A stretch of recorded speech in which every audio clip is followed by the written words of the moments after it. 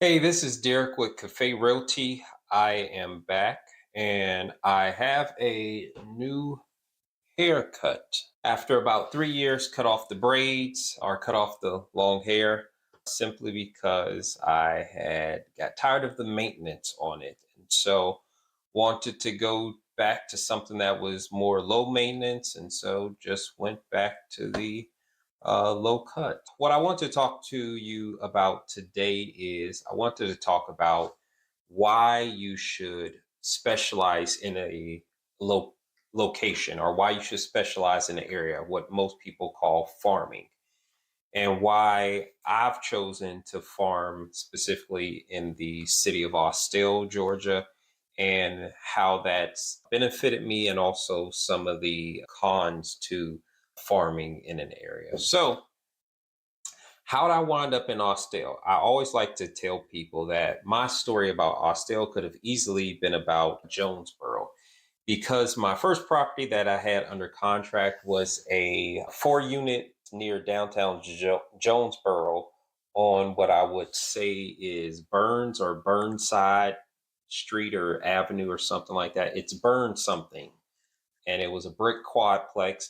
Went under contract in, I don't remember what year it was, 2014, I want to say 2014, 2015. And we had it under contract for around 145, 149, something like that. The appraisal came back at 95,000. I remember it was a 40 to $50,000 gap between, and I really wanted to make this deal work. I was telling my then girlfriend, now wife, I was like, if you want it bad enough, you'll figure out how to make it work. And my girlfriend, wife, now wife, said, you don't got 40, $50,000 though. I knew this, but I really want to start off with a quadplex to get my investment journey started. And I really wanted to make this happen, but the cards were not in my favor, and the seller didn't want to drop the price. We wound up canceling that contract with the appraisal contingency, and the next property I found and I went under contract with was a duplex here in Austell, or more specifically, the Clarkdale Mill Village. And although it was a duplex and it wasn't the home run that I was looking for with regards to a quadplex, I felt this way. I was like, look, right now I'm on home plate and I'm not even in the game. So at least this duplex gets me on first base. And that was further than I had been. And so while a home run to me would have been a quadplex, starting off the gate with a quadplex, so living in one unit and then renting out the other 3 units, a duplex to me it was a base hit. And the funny thing is I'm using sports references and I don't watch any sports at all, but it is what it is. Had the so yeah, anyway, got the duplex here in the Clarkdale Mill Village, which is basically Austell. And when I did that, I bought my first property with a VA home loan, so it was 0% down. I have been saving up money, and less than a year later, I bought my second duplex because I put 0% down the first time, and my closing costs were, I don't know, $3,000. And I had saved up around, I think, 22,000, I want to say. And I still had money for a down payment on a property. About a couple months later, bought my second property. And I think it was just like sometimes just things align up. And the next property I bought was about 5 minutes from my first property, also in Austell, but today it's Mableton. But it's right on that border between where Austell ends and Mableton begins. Bought a second duplex less than 10 months, or actually less than a year later, probably 10 months later.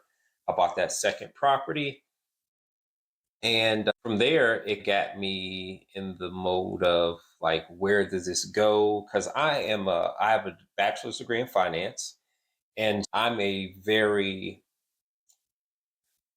the degree has nothing to do with it, but in general, it's just my personal investment strategy. I'm a very long-term thinker as far as just strategy goes, not just paying attention to today, but also looking 5, 10, 15, 20 end of my life. I'm looking that far into the future and just trying to reverse engineer my life based off of some factors that can be predicted.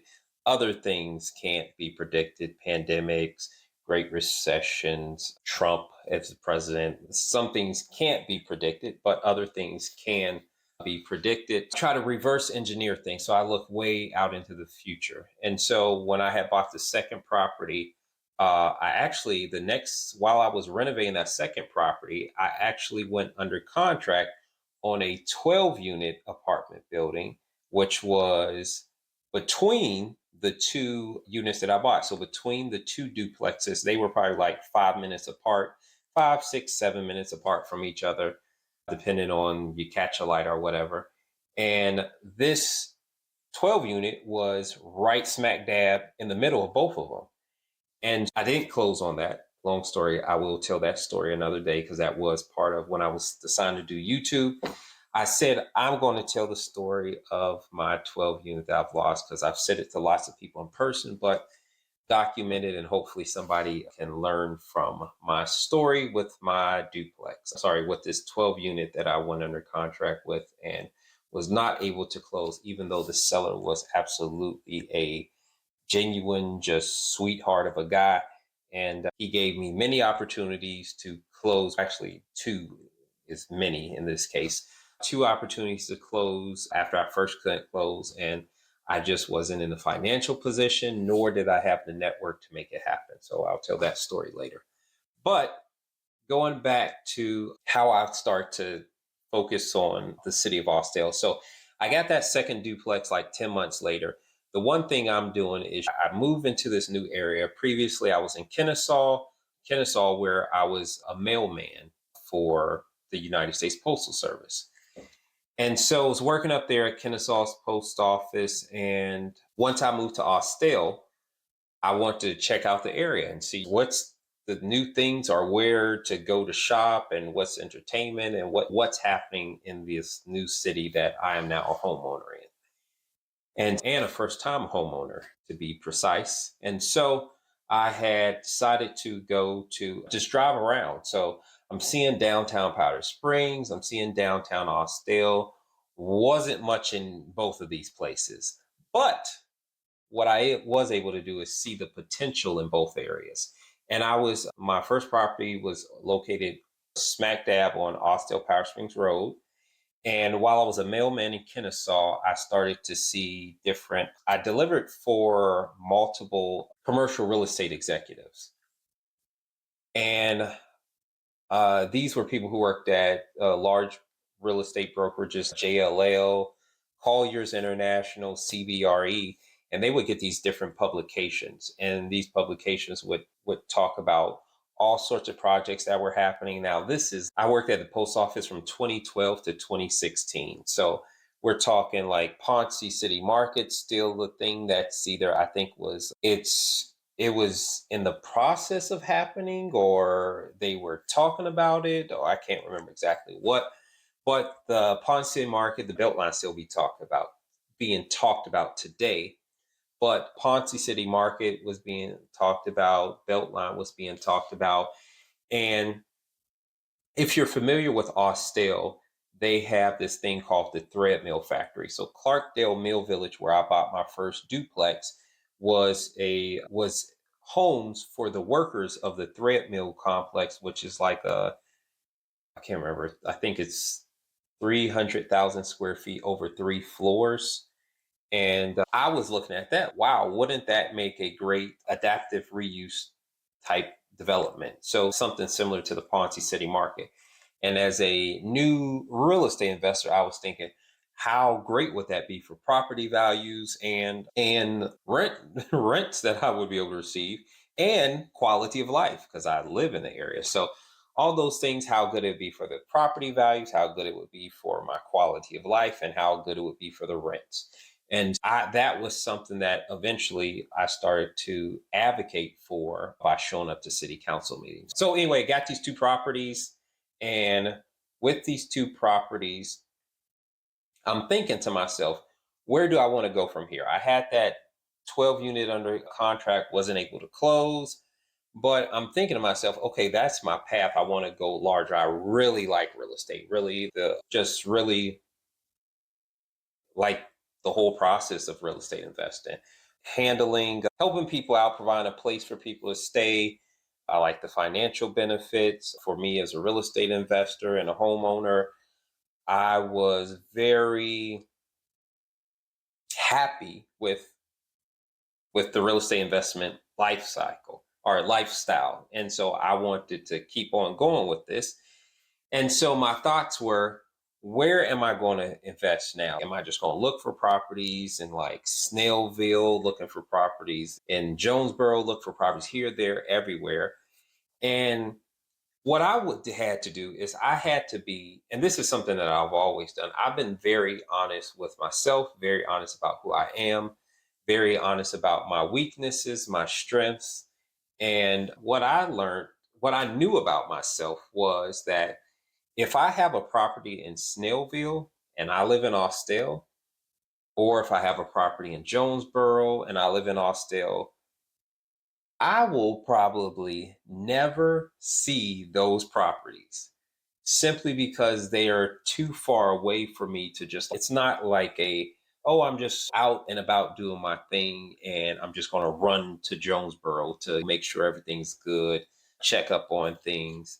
And yeah, it just, I knew that wasn't going to happen. Plus, I know in real estate, one of the big things that I am an advocate of is control. Like, you really, one of the great things about real estate is that you have more control than, say, if you're investing in paper assets like stocks or bonds or something of that nature. Bonds are a little bit more straightforward, but stocks in particular, I'm not a board member, so I'm not making decisions for the company. I'm relying on their management team to come up with a great strategy and execute on that strategy and do good to where my stock portfolio goes up. But in real estate, I have more control over things. I could do things like force appreciation through improvements to the property, increase curb appeal. We can do things with the work with the local government to enact programs which makes the area better. And so you have much more control in the real estate space than you do in the paper asset space. And as I start to think about these different things, and I'm also thinking about like my long term strategy and where I want to go, and I'm like, do I want to have like multiple houses here, there, even if it's in Austell? Do I want to have a house here? Sure, I'll probably run by them, but it becomes a lot of the logistics of it becomes a lot more, the logistics becomes a lot harder when you have multiple properties spread out. And my thought was, how about if I can get all of these multiple properties and just have them in one to two, three buildings? And so my thought was, okay, that sounds like an apartment. And and my thoughts are, where is it most likely that you're ever going to be able to build an apartment or denser housing? And to me, the answer seemed, and not just to me, but from what I'm reading in these publications that I'm delivering to my clients, because yes, I did, if a person was receiving a magazine that I was interested in, like Atlanta Business Chronicle, for example, while I was a mailman, I would read the publication. So I'd be reading the publications, looking at, oh, okay, that's interesting, just reading the magazines and things like that and saying, okay, they're doing this in downtown Atlanta. And how can that apply to where I'm at? And so my thoughts, so basically my wheels start turning. I'm thinking long term about things. And so that's what got me to focus on Austell because, first of all, I live there. And so I would spend a lot of time here. Plus, it was a way, like, I'm a very frugal person, and so I didn't want to first I didn't it's not that I just didn't want to pay the premium to live in the hip neighborhoods. I couldn't afford to live in the hip neighborhoods that have everything, have all of the walkability, have the cool shops, have the vibe and everything that I wanted. And so my thought was, why don't you help create that? And in that next year, I started to show up to different council meetings, and I started to show up to District 4 zoning meetings. At the time, it the District 4 commissioner was Elisa Cupid at that time. So I started showing up to the meetings because I saw being a real estate developer was like something that I was thinking like, yeah, that's probably what I want to do, build properties and things of that nature. And this way, from an investment standpoint, I could get all of my assets in one location, and plus it increases my quality of life. I'm not only doing good in the community or doing good financially, but I'm also doing good. I'm also improving the area that I actually live in. So you had a double benefit of focusing on a farm area, and what better place in the area that you stay if there's a need for it to be improved. And I saw lots of opportunity in the city of Austell. That's what got me to focus on the area. So from there, I started showing up to city council meetings, started to do District 4 zoning meetings, and I'm sitting there and I'm learning. I'm seeing developers go up, and I'm like, I have no clue really about it, but by being in the environment, you start hearing words, you start seeing things, and you're trying to be inquisitive and ask, well, why is this happening? Why is this happening? Doing research on my own, talking to the people who are going up to do developments. And I just really got into what's called community development, and just really growing the city and turning it into a cool place that I always wanted it to be when I moved there. Because it basically, so my strategy went from just focusing on the properties to focusing on the entire community, and basically taking on the entire community as a fix and flip versus one property. A couple advantages to that are, one is all of your efforts start to compound. Like, I've been a part of Austell's comprehensive plan. I've been a part of Austell's LCI study. I've been a part of the what is it? What is it? The Austell Power Springs Road Trail Stakeholder Committee, and part of these committees. So like, each time I put my time aside to commit to these groups, each of these things makes the area better. And by just compounding going, by also working on properties or helping the flow of properties in the area as a real estate broker and a commercial real estate broker, and as a licensed general contractor, I'm able to get out in the community and actually be in the business of making my community better. And all of these improvements that I do while also making a living compound, because if somebody's house is nicer, then it makes my property values better. If I invest and do have a nonprofit, participate in nonprofits, and we do good in the community, it makes the community overall better. And that makes it's a compounding effect to your efforts, versus if I was doing a good deed over here and a good deed over there. Sure, they're just isolated, but when you focus on a farm area, and even your marketing, if you're marketing in an area, just the same way, because I have a commercial real estate brokerage and I have a contracting business, a lot of that plays together. I was recently hired to help with the remodel of an industrial warehouse in Austell. And there's a potential where they may look to they may need more space. And so my commercial real estate brokerage can also help them to purchase more warehouse space while also providing the renovations or remodeling for that space. And that helps to build ties within the community, that helps to build relationships within the community. And that strengthens both me, that strengthens my bonds within the community.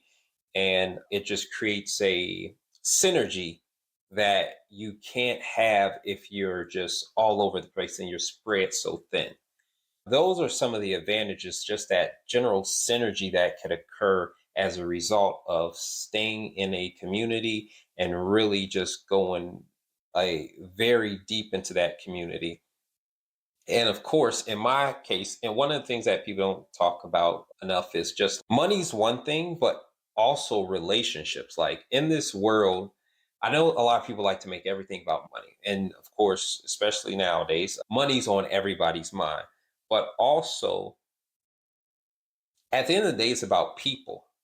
And so if you make people and relationships the core of your business, then the money comes along as a result of those relationships.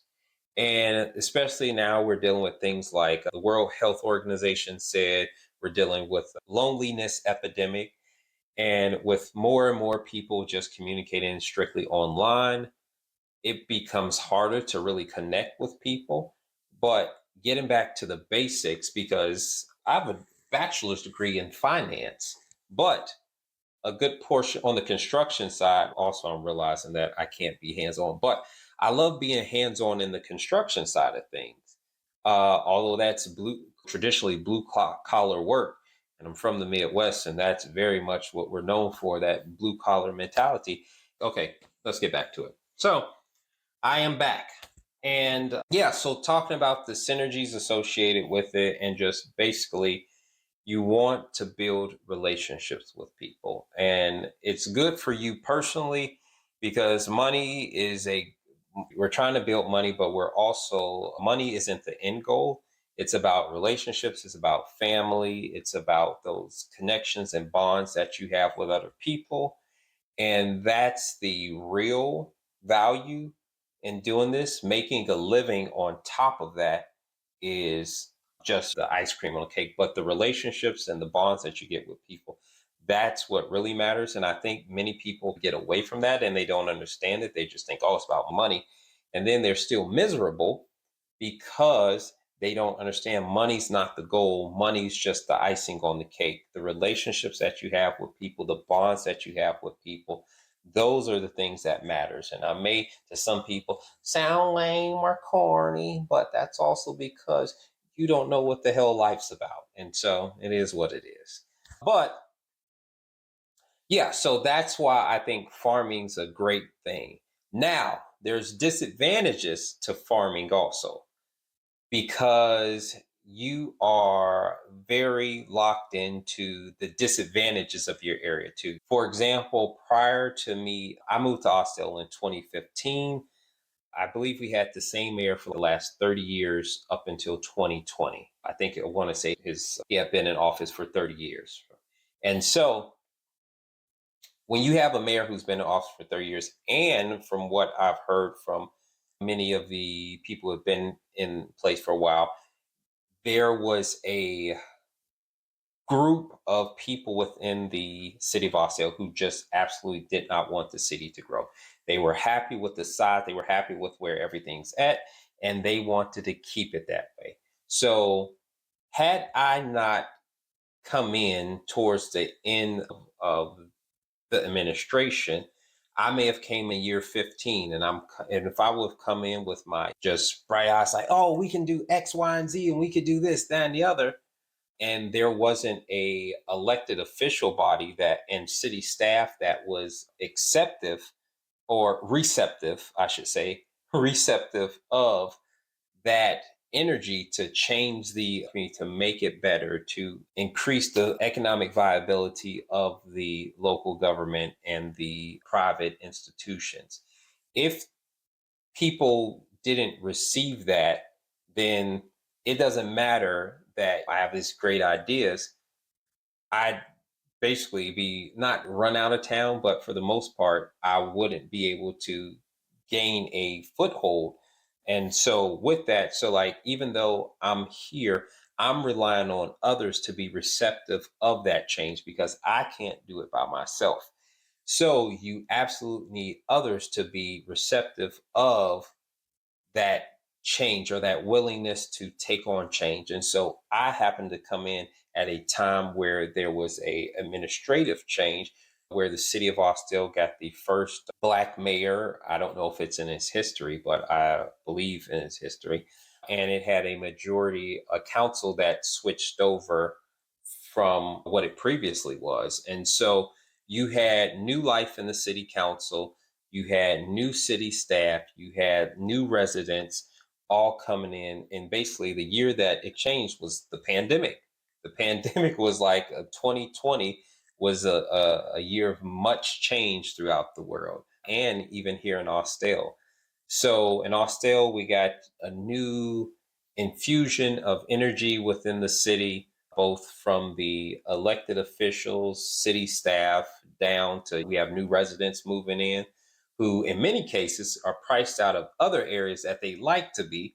And so they're in these areas hoping that this area will improve to the areas that they would have liked to be in. We had that energy infusion. And if I had, like I said, if I showed up early and I tried to make this happen, I may have just been SOL. That's one of the disadvantages with farming an area. You have to read the grape leaves or something like that. Basically, you just got to see what the temperature is for change in the area. And for me, I was looking at the general ideas of what's happening around Austell. I'm looking at what's happening internally. That's how I wound up on these different panels because I had plenty of ideas. I could talk for days about this stuff, especially in a place that I live.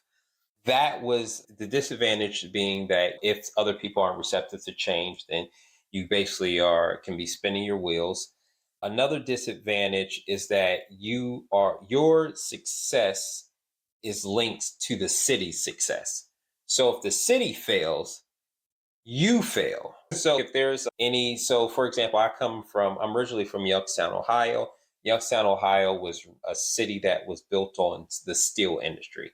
So once the steel industry left, then the entire economy collapsed because the steel was like the main industry holding up all the other industries. And so once that one industry failed, it crippled the rest of the economy.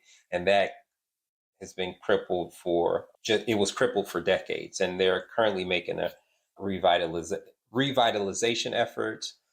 But if that happens and you're dealing in a economy where that happens, then it could wipe out everything. Thankfully, in the Atlanta metro, we're such a diverse metro. We have lots of different industries that make up the Atlanta metro. Austell itself doesn't have too many large employers. We do have large employers for our area, or for our city specifically, but we do not have a large industry ourselves, or a very large and robust small business community, I would say. I'm not saying there aren't very economically viable businesses within the city of Austell, but as far as a community that I'm aware of, that's what I'll say. I should be more specific, that I'm aware of. There may be people who've been gathering together and working together for years, and I'm just not a part of that. I'm not a part of that conversation. But from what I know, we don't have that business community like that. But there's plenty of people who commute in, primarily probably people who are commuting out to other areas that are nearby. So yeah, you're linked to the city's success, which then also gives you, so it's both a pro and a con. If the area is doing well, you're doing well. If the area is doing bad, you can be doing bad too. Depends on what your business model is, because sometimes the worse the place is doing, the better you're doing. Because if you're doing like businesses like pawn shops, liquor stores, title loan places, these places might do well if the area is doing bad. Whereas some businesses, no, you need the other people to be doing well for you to do well too. That's it. So I think I have some other things, but I can't remember them right now. So that's what you're going to get as far as the pros and cons of different areas. So anyway, hope this video was insightful for you. I do think you should absolutely find an area that you can sink your teeth into, learn from, provide your input to, because many people ignore local politics when that actually, local politics affects you more, because many times the federal policies are enacted at a local level. So if this policy is administered up here, but the group that's going to enact that plan is at a very local level. So you have more influence at that local level. So you need to get involved at the local level. And I'll say this, I'm a member of the National Association of Realtors. They spend a huge amount of money lobbying for legislation that is beneficial to their constituents, meaning the National Associations of Realtors constituents, which would be the realtors and homeowners. So if these national organizations are spending so much money and always trying to get Congress to pass laws or to change the rules to be beneficial to them, why do you not think that you need the government to create laws and policies that are beneficial to you and to your business?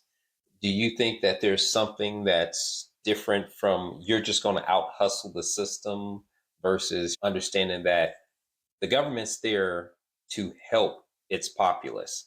And but if you're not participating in the government, then you can't benefit from it. But those who benefit from it are those people who actually get engaged. So I'm telling you to find an area that you love, find an area that you can build a business in, helping out your community, build those relationships, earn a living, make a crap load of money, and invest it back into that community and work on being engaged in your community and looking for policies that help out the entirety of your community, not just one group within the community, but looking at the policies that affect your community positively at a broad base, because the better they are, typically the better you'll be. So that's my advice. Once again, this is Derek with Cafe Realty. I'm also a licensed general contractor here in Georgia, along with a commercial real estate broker. And I would love to help you out if you have any real estate brokerage needs, specifically with regards to investment sales, both residential and commercial, along with commercial real estate brokerage needs, and of course with your construction needs also. So give me a buzz. You can find me online because I know that some of you have definitely found me online and called me up, and I'm like, what? You saw me from a YouTube video? So that's always a unique thing when somebody calls you up from a YouTube video that's only getting 50 or 60 views. It is what it is. And I'm very grateful for it. And I want to continue to deliver content and spread what's happening in the city of Austell and all the great things to come. So I'll see you on the next video.